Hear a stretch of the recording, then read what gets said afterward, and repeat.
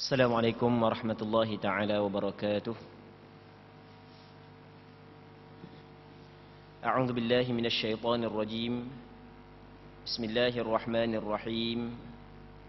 الحمد لله رب العالمين، والصلاة والسلام على أشرف الأنبياء والمرسلين سيدنا محمد وعلى آله وصحبه أجمعين. اللهم رب اشرح لي صدري ويسر لي أمري واحلل عقدة من لساني يفقه قولي، ولا حول ولا قوة إلا بالله العلي العظيم. اللهم انفعنا بما علمتنا وعلمنا ما ينفعنا وعلمنا ما جهلنا وذكرنا ما نسينا. اللهم يسر ولا تعسر، رب تمم بالخير. اللهم افتح علينا فتوح العارفين، وفقنا توفيق الصالحين. اللهم لا سهل إلا ما جعلته سهلا، وأنت تجعل الحزن إذا شئت سهلا.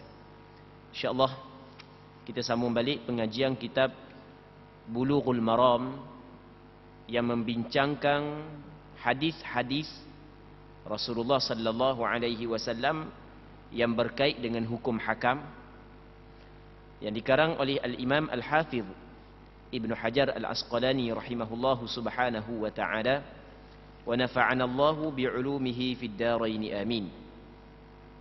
Kita hadis yang ke-524 daripada kitab Bulughul Maram. Kita masih lagi dalam membincangkan berkenaan dengan sembahyang dua hari raya, hari raya Idul Fitri dan hari raya Idul Adha. Katanya, wa an Anasin qal qadima Rasulullah sallallahu alaihi wasallam al-Madinah wa lahum yawman yal'abuna fihima faqal qad abdalakumullahu bihima khairan minhuma yawm al-adha wa yawm al-fitr. Akhrajahu Abu Dawud wan Nasa'i bi isnadin sahih. Maksudnya, daripada Sayyidina Anas bin Malik radhiyallahu ta'ala anhu, katanya Rasulullah sallallahu alaihi wasallam tiba di kota Madinah. Para penduduknya mempunyai dua hari yang mereka bermain-main, bergembira di dalam dua hari tersebut. Maka baginda sallallahu alaihi wasallam bersabda, sesungguhnya Allah Ta'ala telah menggantikan kedua-duanya dengan apa yang lebih baik, iaitu hari raya Al-Adha dan hari raya Al-Fitr. Hadis ini dikeluarkan oleh Imam Abu Dawud, Imam An-Nasa'i dengan sanad yang sahih. Muslimin muslimat yang dirahmati oleh Allah Subhanahu wa Ta'ala, dalam hadis ni seorang sahabat Rasulullah sallallahu alaihi wasallam yang dikenali sebagai Anas bin Malik, yang mana Anas bin Malik adalah sahabat Rasulullah daripada penduduk Madinah, daripada Puak Al-Ansar, daripada penduduk Madinah. Dia bukan daripada golongan Al-Muhajirin. Sahabat Rasulullah ada golongan Al-Muhajirun dan ada golongan Al-Ansar. Al-Ansar adalah penduduk Madinah, yang mana Sayyidina Anas bin Malik termasuk dalam penduduk Madinah. Dia anak kepada Ummu Sulaim radhiyallahu ta'ala anhuma. Dia menjadi khadam Rasulullah. Jadi ketika dia cerita, ketika Rasul sampai tiba di Madinah, Rasul berhijrah daripada Mekah ke Madinah. Jadi ketika Rasul tiba di Madinah, maka Rasulullah dapati penduduk Madinah ada dua hari yang mereka itu bergembira, berseronok. Hari itu mereka cuti belaka, dua hari dalam setahun. Ada dua hari dalam setahun yang mana mereka tu duk berseronok, duk main, duk bergembira. Pendek kata, ada dua hari yang mereka itu menyambut perayaan di dalam dua hari tersebut. Baik, dalam hadis ini tidak menceritakan secara jelas dua hari raya dia.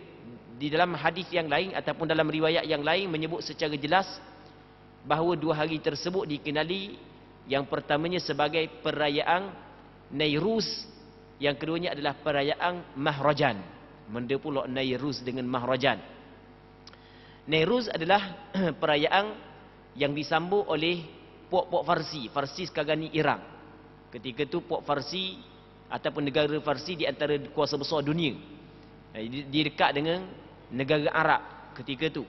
Jadi sebahagian daripada orang Arab terkesan dengan budaya puak-puak Majusi, puak-puak Farsi. Jadi puak Farsi dia menyambut dua perayaan. Yang pertamanya perayaan Nairuz, dia panggil juga Nuruz.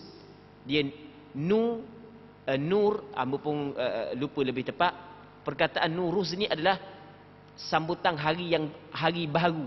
Kita kata tahun baru. Tahun baru yang disambut oleh puak Farsi. Disambut pada 21 hari bulan 3, 21 Mac. Disambut pada 21 bulan 3. Setiap tahun baru bagi dia. Jadi kita macam sambut tahun baru lah. Gitulah. Baik.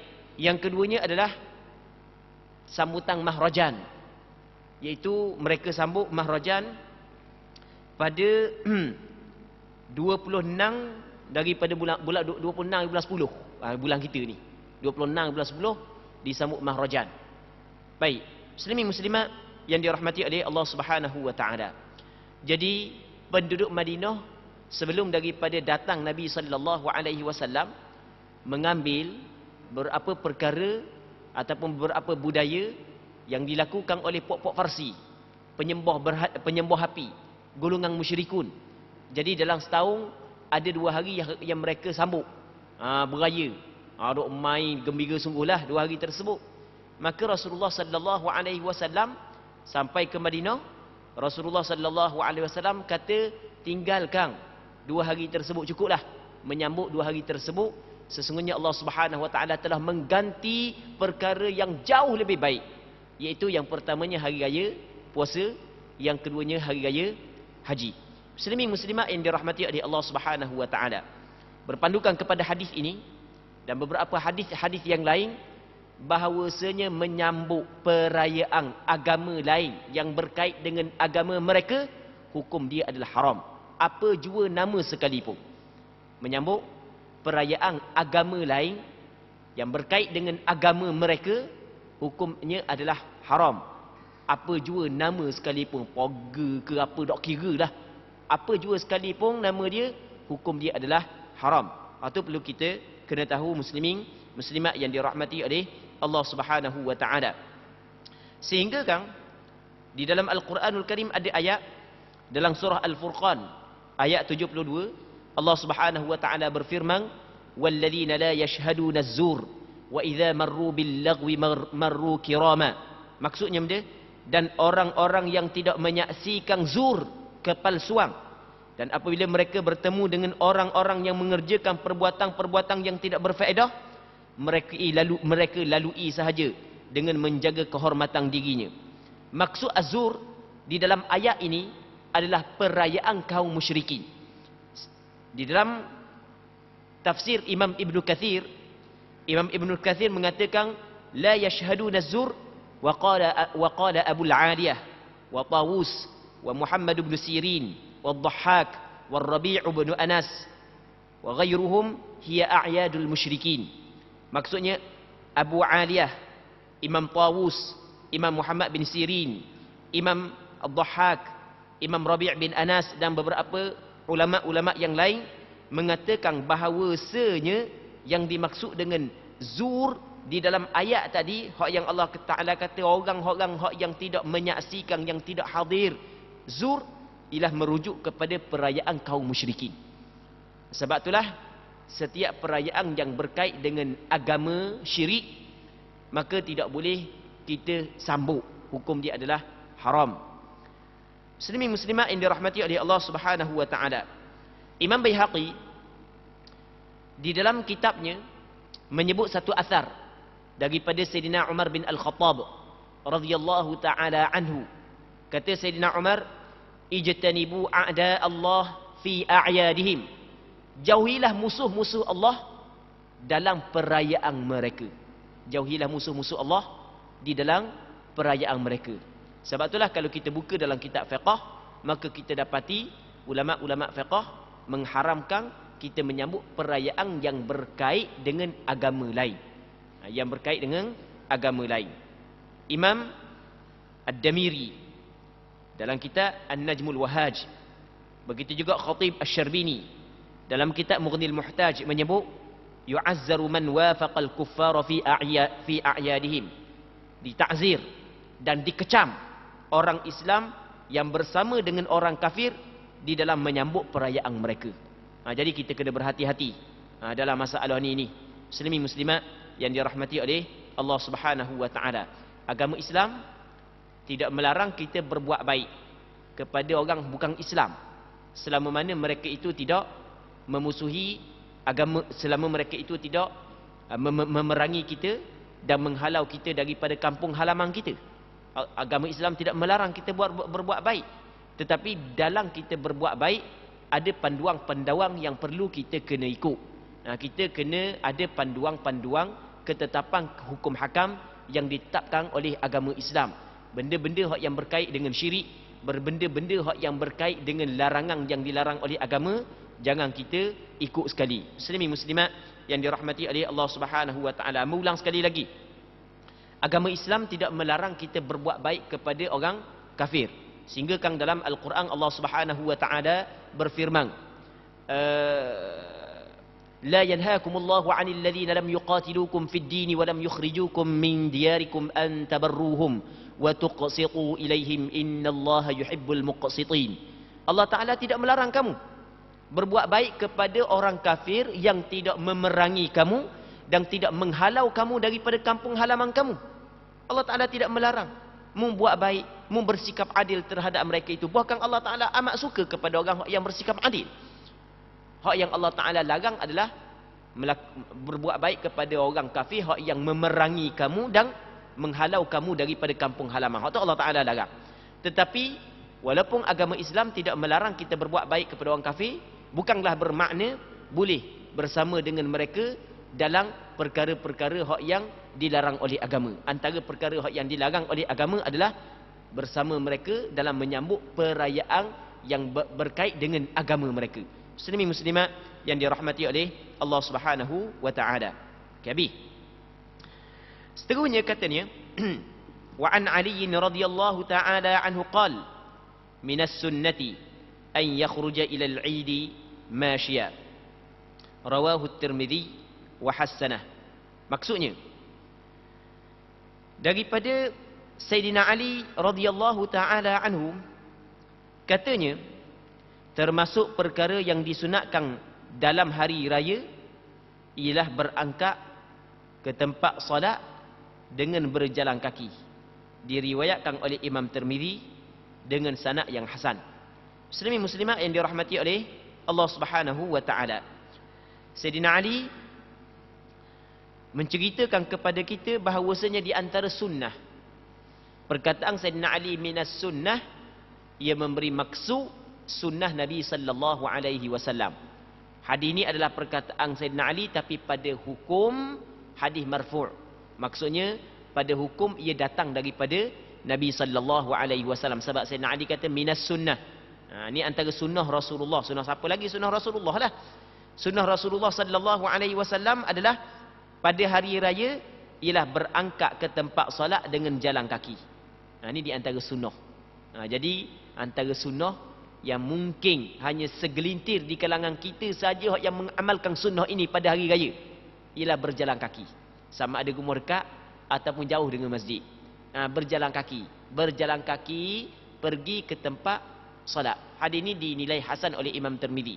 Walaupun sebahagian daripada ulama hadis menilai hadis ini sebagai hadis dhaif, namun kalau kita tengok kepada hadis-hadis yang lain, hadis-hadis yang lain ataupun dalil-dalil yang lain menyokong hadis ini. Jadi hadis ini boleh diterima. Sebab itulah antara pandangan yang dipegang oleh majoriti ulama, termasuklah pandangan mazhab Imam Syafi'i, saigianya disunatkan pada hari raya kita keluar pergi kepada tempat sembahyang dengan berjalan kaki. Kerana ia adalah sunnah Nabi sallallahu alaihi wasallam. Jadi kalau orang tu tidak ada sebarang keuzuran, hak comelnya keluar jalan kaki. Jadi akan datang kalau ada gaya dekat ni, gaya dekat gaya puasa ni, kalau Allah Taala panjangkan umur, azam dalam hati untuk beramal dengan sunnah ni. Walaupun sekali tak apa, kita amal sekali pun tak apa dah. Hak sebaik-baiknya berterusang. Amal sekali tak apa dah sunnah Nabi sallallahu alaihi wasallam. Baik, muslimin muslimat yang dirahmati oleh Allah Subhanahu wa taala. Tapi kalau ada keuzuran, tu nak buat mana? Tak apalah naik kenderaan. Tapi kalau tidak ada sebarang keuzuran, comel jalan kaki, pergi sembahyang raya. Jadi hari ni alhamdulillah ramai lah orang suka jalan kaki jogging pagi petang jogging. Jadi terah jalan kaki pergi masjid pula. Takkan ada setengah-setengah tu jogging 5-6 kilometer sehari-hari. Masjid dah sampai pun 1 kilometer daripada rumah dia. Jadi berat kaki. Berat kaki. Takut rebah ke mana. Tak tahu pergi masjid. Sungguh tu, royak sungguh tu. Bukan royak gurau tu, memang royak benda sungguh. Ada gurau sikit pun. Muslimin muslimat yang dirahmati oleh Allah Subhanahu wa taala. Wa an Abi Hurairah radhiyallahu taala anhu annahum asabahum matarun fi yaumi 'id wa shalla bihim an-nabiy sallallahu alaihi wasallam salat al-'id fil masjid. Rawahu Abu Dawud bi isnadin layyin. Daripada Abi Hurairah radhiyallahu taala anhu, katanya bahawasanya mereka ditimpa hujang pada hari raya. Maka Nabi sallallahu alaihi wasallam mengerjakan solat hari rayanya bersama mereka di dalam masjid. Hadis ini diriwayat oleh Imam Abu Daud dengan sanad yang lemah. Muslimin muslimat yang dirahmati oleh Allah Subhanahu wa taala. Kalau kita tengok kepada hadis-hadis yang menceritakan tentang solat hari raya yang dilakukan oleh Rasulullah sallallahu alaihi wasallam, ternyata kebanyakannya menceritakan bahawasanya Rasulullah sembahyang 2 hari raya bukan di masjid, bukan di padang. Rasulullah sallallahu alaihi wasallam sembahyang hari raya di padang, bukan di masjid. Namun di sana ada hadis yang dhaif. Antaranya hadis yang dikeluarkan oleh Imam Abu Daud yang menceritakan bahawa Rasulullah pernah sembahyang hari raya di masjid. Maka ulama berbeza pandangan. Manakah yang lebih afdal? Sembahyang hari raya di masjid ke ataupun di padang? Atas pandangan mazhab Imam Syafi'i, adalah hak yang paling afdal sembahyang hari raya di masjid berbanding sembahyang hari raya di padang. Namun mengikut pandangan majoriti ulama fiqh, mazhab-mazhab yang lain, mereka melihat kepada perbuatan Rasulullah sembahyang di padang, lalu mereka berpandangan bahawasanya hak yang lebih afdal sembahyang di padang berbanding sembahyang di masjid. Jadi berlaku khilaf di kalangan ulama fiqh, mana hak yang lebih afdal, kita sembahyang raya di masjid ke di padang. Tapi hak yang pastinya di tempat kita orang sembahyang di masjid. Di Masjidil Haram orang sembahyang di masjid. Di Masjid Nabawi orang sembahyang di masjid. Jadi cuma mana yang lebih afdal, ulama berbeza pandangan. Mazhab Imam Syafi'i berpandangan lebih afdal di masjid. Sebab dia lebih afdal di masjid kerana masjid adalah tempat yang paling mulia di sisi Allah Subhanahu wa taala. Sehingga kan dalam hadis yang diriwayat oleh Imam Muslim, kata Nabi sallallahu alaihi wasallam, ahabbul biladi ila Allahi masajiduha. Tempat yang paling dikasihi oleh Allah adalah masjidnya. Tempat yang paling dikasihi oleh Allah adalah masjid. Jadi masjid adalah sebaik-baik tempat di atas permukaan bumi.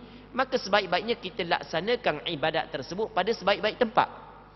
Manakala hadis yang menceritakan Rasulullah sembahyang di padang, kerana masjid di zaman Rasulullah tidak dapat menampung ahli jemaah. Sebab sebelum daripada ni kita pernah bincang bahawasanya pada hari raya Rasulullah suruh kerah belaka, semua keluar belaka ke musalla al-Eid, tempat sembahyang hari raya. Orang lelaki, orang puang, perempuan, anak dara, perempuan tua, perempuan hak yang keluar darah haid pun Rasulullah suruh kumpul di padang tempat sembahyang raya. Ingat tak hak sebelum daripada 2 minggu lepas kita bincang hadis hak yang berkait Rasulullah sallallahu alaihi wasallam mengarahkan para sahabat supaya berkumpul di tempat sembahyang hari raya. Cuma Rasul perintahkan kepada perempuan yang haid supaya menjauhi daripada tempat sembahyang manusia. Baik.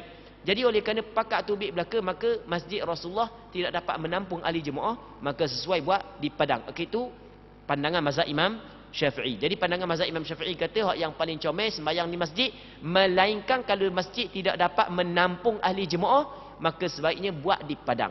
Selama mana masjid itu dapat menampung ahli jemaah, maka sebaiknya buat di masjid. Namun pandangan sebahagian daripada ulama fiqh yang lain, kerana melihat kepada perbuatan Rasulullah buat di padang sembahyang hari raya, maka afdalnya sembahyang di padang berbanding sembahyang di masjid. Muslimin muslimat yang dirahmati oleh Allah Subhanahu wa taala.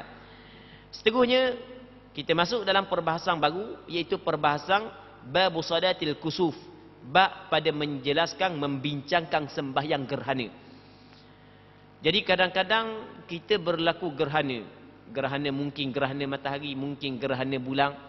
Di zaman kita ni alhamdulillah zaman yang canggih ni, nak berlaku gerhana berapa hari lagi kita tahu dah, kadang-kadang bulan tahu dah bila nak berlaku gerhana.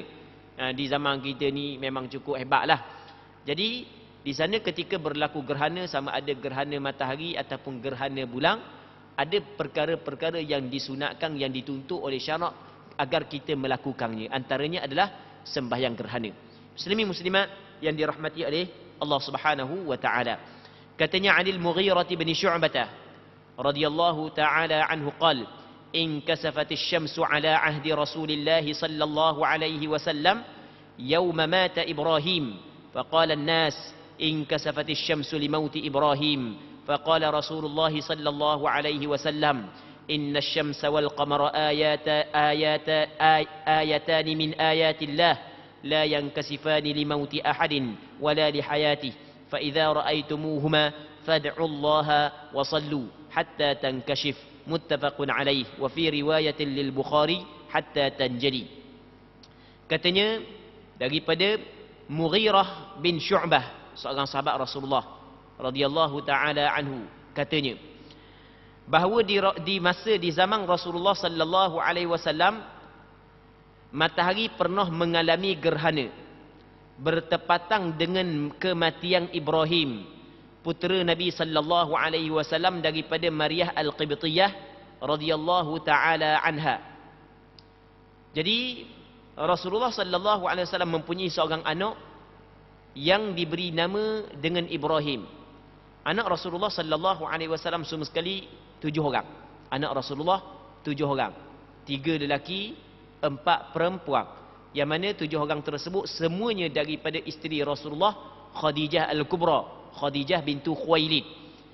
Melainkan Ibrahim seorang je, Ibrahim daripada Maryah Al-Qibtiyah, seorang hamba yang dihadiahkan oleh Raja Mesir kepada Nabi sallallahu alaihi wasallam, Raja Muqawqis kepada Nabi sallallahu alaihi wasallam. Dapat anak nama dia Ibrahim. Muslimin muslimat yang dirahmati oleh Allah Subhanahu wa taala, anak Rasulullah semua sekali ada 7 orang. Anak Rasulullah yang sulung nama dia adalah Qasim. Anak Rasulullah nama hak sulung nama dia Al-Qasim. Sebab itulah kunyah Rasulullah Abul Qasim. Rasulullah nama dia Muhammad Ahmad. Kunyah dia, apa kunyah, panggilan yang dimulakan dengan lafaz ayah ataupun ibu adalah Abul Qasim. Kita pernah cerita sebelum daripada ni, kita ada nama, kita ada panggilan yang dinamakan sebagai kunyah, lepas tu kita ada laqab gelar. Rasulullah sallallahu alaihi wasallam nama dia Muhammad Ahmad, kunyah dia adalah Abul Qasim. Contoh lain, Abu Bakar, bapa Bakar. Ada sahabat Rasulullah kita masyhur dengan Abu Bakar. Abu Bakar bukan nama, Abu Bakar adalah kunyah. Nama dia adalah Abdullah bin Abi Quhafah, nama dia. Abu Hurairah bukan nama, nama dia adalah Abdul Rahman bin Sakhrin. Abu Sa'id Al-Khudri bukan nama, nama dia adalah Sa'ad bin Malik bin Sinan. Ummu Habibah isteri Rasulullah bukan nama. Ummu Salamah bukan nama, Ummu Salamah nama dia adalah Hindun. Ummu Habibah nama dia Ramlah. Ummu ni maksud dia kunyah. Dia sebenarnya di antara perkara yang disunatkan adalah meletakkan kunyah. Meletakkan kunyah. Kita orang ni tak ada kunyah, orang-orang dulu ada. Orang dulu ada Pok Bakar, orang dulu. Mok Minoh, orang dulu. Itu sebenarnya ada benda-benda yang disyariatkan, maksudnya benda yang digalakkan dan disunatkan. Baik, jadi anak sulung Rasulullah sallallahu alaihi wasallam nama dia adalah Al-Qasim, dan Rasulullah dikunyahkan dengan Al-Qasim, yakni Abul Qasim, bapa kepada Qasim. Anak Rasulullah yang sulung.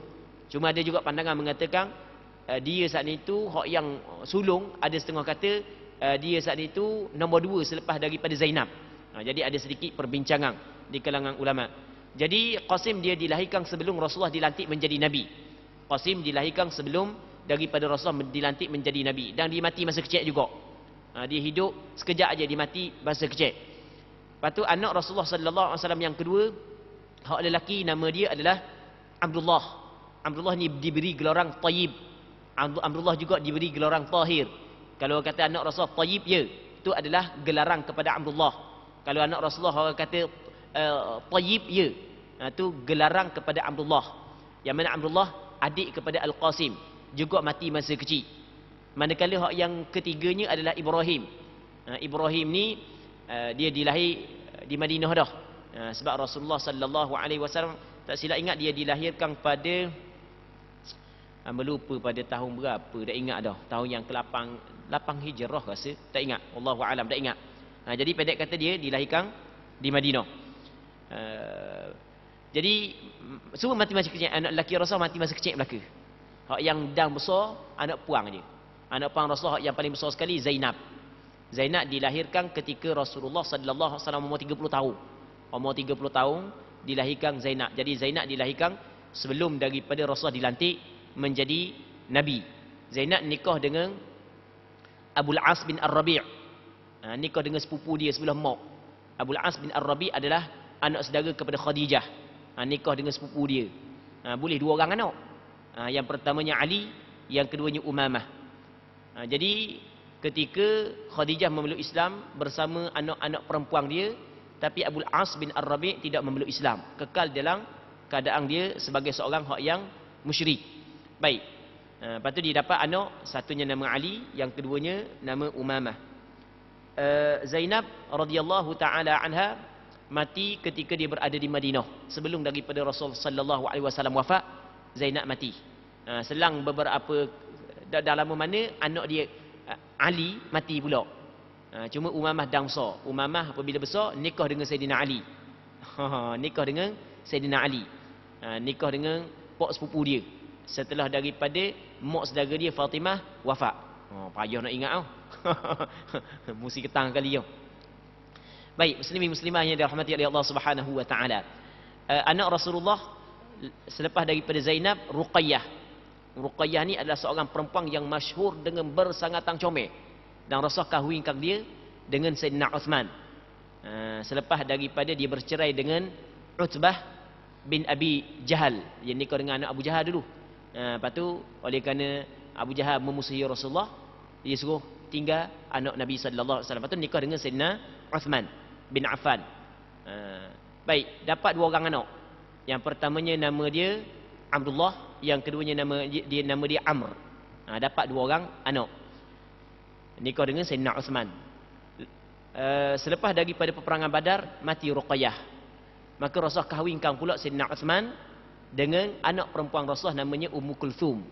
Yang mana Ummu Kulthum adalah adik kepada Ruqayyah.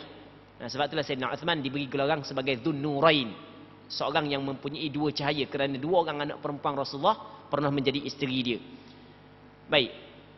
Yang mana Ummu Kulthum juga mati sebelum daripada Rasulullah. Sebelum daripada Rasulullah wafat dia mati. Jadi anak Rasulullah semua mati sebelum daripada Rasulullah wafat, melainkan Fatimah je. Fatimah mati selepas daripada Rasulullah wafat lebih kurang dalam 6 bulan. Tinggal Fatimah yang anak perempuan Rasulullah sallallahu alaihi wasallam, yang Rasulullah kahwinkan dia dengan Sayyidina Ali. Dapat 5 orang anak. Yang pertamanya Hasan, yang keduanya Husain, yang ketiganya Muhsin, yang keempatnya Zainab, yang kelimanya Ummu Kulthum. Muhsin mati masa kecil. Manakala Hasan dan Husain sempat besar dan sempat beranak pinak. Okey, nak ceritanya ketika Rasulullah berada di Madinah, ketika tu berlaku gerhana matahari. Secara kebetulan pada hari berlaku gerhana matahari, mati anak Rasulullah yang namanya Ibrahim. Sebahagian daripada masyarakat Arab ketika tu, dia berpegang bahawasanya berlaku gerhana adalah kerana kematian yang besar. Ada kematian orang yang hebat. Jadi sesuai. Jadi hari ini mati Ibrahim, sebab pun gerhana matahari. Maka Rasulullah sallallahu alaihi wasallam membuang pegangan tersebut. Tak betul pegangan lagu tu, tak betul. Ngaruk gitu. Kalau cakap kita gitulah. Tak betul. Sehingga kan dalam Al-Quranul Karim ada ayat yang Allah Subhanahu wa taala turun berkenaan dengan gerhana ni. Sebab sebahagian daripada mereka beriktiqad, berpegang bahawasanya gerhana matahari berlaku kerana ada kematian yang besar. maka Allah Ta'ala turun ayat dalam Al-Quranul Karim. Wa min ayatihi al-lailu wan-naharu wasyamsu wal-qamar la tasjudu lisyamsi wala lil-qamar wasjudu lillahi alladhi khalaqahunna in kuntum iyyahu ta'budun. Di antara tanda-tanda kebesaran Allah malam dan siang, matahari dan bulan. Jangan kamu sujud kepada matahari dan jangan juga kepada bulan. Sujudlah kepada Allah Ta'ala yang menciptakan sekaliannya jika kamu beribadat ataupun menyembah Allah Subhanahu wa Ta'ala. Muslimin muslimat yang dirahmati oleh Allah Subhanahu wa Ta'ala. Katanya, sehingga membuat orang ramai berkata matahari mengalami gerhana kerana kematian Ibrahim. Rasulullah sallallahu alaihi wasallam bersabda, sesungguhnya matahari dan bulan adalah dua tanda di antara tanda-tanda kekuasaan Allah. Kedua-duanya tidak mengalami gerhana kerana kematian seseorang maupun kelahiran seseorang. Mu jangan dok kaitlah dengan kematian seseorang dengan kelahiran seseorang, tak. Ia terjadi dengan kehendak Allah Subhanahu wa Ta'ala, dengan ketetapan Allah Subhanahu wa Ta'ala. Tetapi jika kamu melihat keduanya mengalami gerhana, berdoalah kepada Allah. Antara perkara yang disunatkan, yang dituntut, yang disyariatkan apabila berlaku gerhana adalah kita berdoa kepada Allah. Perbanyakkan berdoa kepada Allah Subhanahu wa Ta'ala, kerana Allah Ta'ala telah memperlihatkan kepada kita tentang kebesaran Dia, tentang kehebatan Dia. Baik, dengan berlakunya gerhana bulan dan gerhana matahari, perbanyakkan berdoa. Bukan duk riho, tengok gerhana dah. Jadi buat benda yang disyariatkan. Jadi perbanyakkan berdoa kepada Allah. Dan solatlah sehingga lenyap gerhana. Maksudnya sembahyang. Dan hak yang paling comelnya sembahyang tu biar panjang sampai habis gerhana. Bawa molek habis sembahyang habis gerhana. Oh, letih tu kalau sembahyang panjang lagu tu, memang letih sungguh lah. Muslimin muslimat yang dirahmati oleh Allah Subhanahu wa Ta'ala. Tapi biarlah letih dalam melakukan ibadat. Kita letih dengan bab dunia tu start daripada kecil lagi. Sampai ke tua. Leni pun letih lagi dengan bab dunia. Jadi kenapa salah kita letih jarang-jarang dalam bab akhirat, dalam bab untuk mencari kelebihan ibadat kepada Allah Subhanahu wa Ta'ala. Muttafaqun alaih. Hadis ini dikeluarkan oleh Imam Bukhari dan Muslim.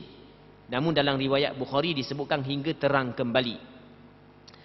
Walil Bukhari min hadits Abi Bakrah radhiyallahu anhu fa shalla wad'u hatta yukshafa ma bikum. Menurut riwayat Imam Bukhari melalui hadis Abu Bakrah radhiyallahu taala anhu disebutkan, maka solatlah kamu dan berdoalah sampai gerhana yang kamu alami itu lenyap. Baik. Jadi benda-benda yang berlaku gini, Allah Rabbi, kalau kita tengok benda, kita dapat mengambil pengajaran, dapat mengambil peringatan. Jadi bukanlah gerhana kalau aku kerja sibuk dengan kerja, kalau aku lapar sibuk dengan lapar, kalau aku buat gitu sibuk dengan waktu. Tak ada nak cara ambil berat tentang agama, tidak, bukan lagu tu hak yang diajar oleh agama kita. Jadi oleh hak yang diajar oleh agama kita, kalau berlaku benda ni, jadi kita kena ikat dengan agama. Berlaku benda ni, kita kena ikat dengan agama, kita kena berdoa kepada Allah. Ada benda-benda hak yang dituntut kita lakukannya, antaranya berdoa kepada Allah, antaranya beristighfar, antaranya sembahyang.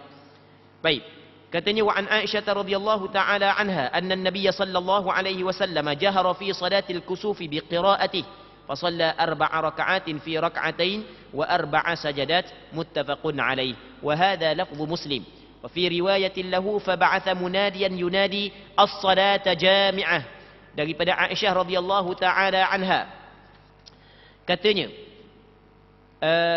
daripada Aisyah radhiyallahu taala anha, katanya bahawasanya Nabi sallallahu alaihi wasallam menyaringkan, maksudnya menguatkan bacaannya dalam solat gerhana matahari. Solat sembahyang sunat gerhana matahari disunatkan dibuat secara berjamaah seperti sembahyang sunat hari raya. Sebagaimana sembahyang sunat hari raya sunat kita buat berjamaah, begitu juga sembahyang sunat gerhana matahari sunat kita buat berjamaah. Mazhab Imam Syafi'i berpandangan bahawasanya apabila berlaku gerhana matahari sunat kita sembahyang. Maksud sunat ni kalau tak sembahyang pun tak dosa, sunat. Baik, dan sunat dilakukan secara berjamaah. Tapi kalau nak buat seorang pun tak ada masalah, dibolehkan. Cuma hak yang paling comelnya adalah buat secara berjamaah, kerana Nabi sallallahu alaihi wasallam buat sembahyang gerhana secara berjamaah. Dan dalam sembahyang sunat hari raya, walaupun sunat gerhana, walaupun gerhana matahari dilakukan pada siang hari, tetap bacaannya dibaca nyaring. Bacaan imam itulah, baca dengan nyaring. Baginda mengerjakan dengan 4 kali rakaat dan 4 kali sujud dalam 2 rakaat. 2 rakaat je. 4 kali rakaat dan 4 kali sujud. Wan ni 4 kali rakaat, 4 kali sujud. Allahu Akbar, akad takbiratul ihram. Lepas akad takbiratul ihram, pendek diringkaskan, baca doa iftitah. Lepas daripada baca doa iftitah, lepas tu baca Fatihah. Lepas tu baca surah. Dia sebenarnya yang paling comel baca surah panjang, surah Baqarah. 2 juzuk setengah. Baca surah Baqarah 2 juzuk setengah. Baik. Jadi lepas tu habis baca surah rakaat. Lepas tu iktidal. Lepas iktidal baca Fatihah semula. Tak terus turun kepada sujud. Baca Fatihah semula. Lepas tu baca surah pula, baca surah panjang. Dan rakaat sunat rakaat panjang. Lebih kurang dengan tempoh baca surah tadi. Memang lama lah. 2-3 jam lah. Allah Rabbi. Jadi lepas daripada tu, lepas daripada habis surah, rakaat, iktidal, baru turun kepada sujud.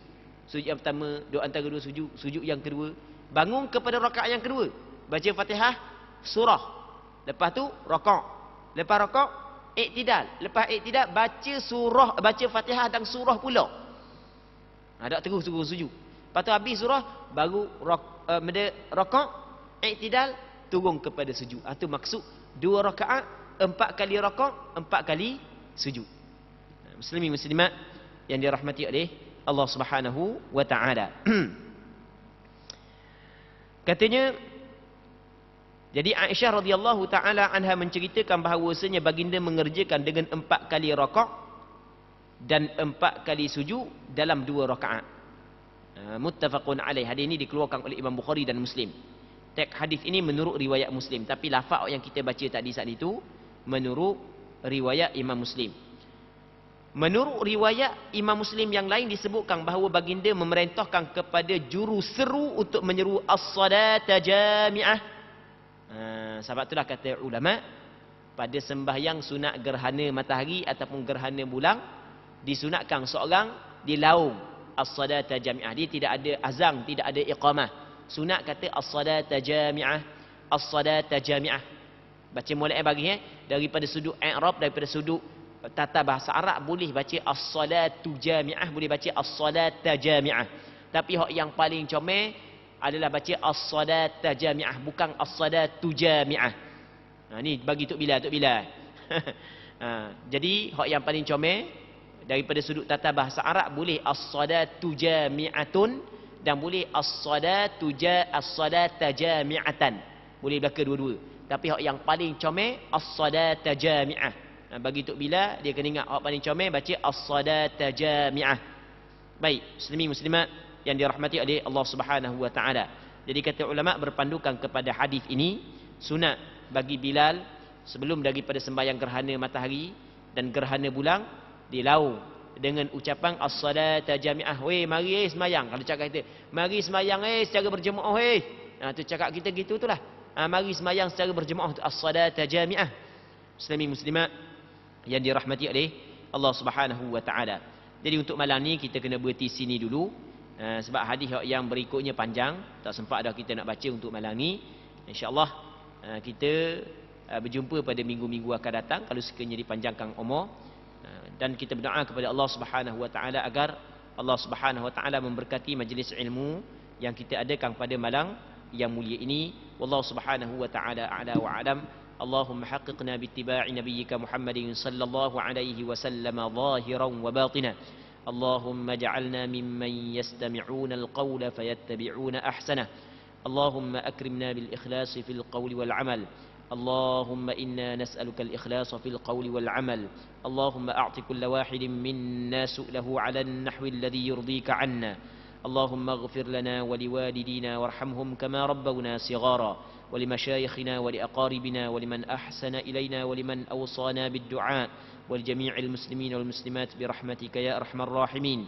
Sallallahu ala sayyidina Muhammad wa ala alihi wa sahbihi ajma'in. Walhamdulillahi rabbil alamin.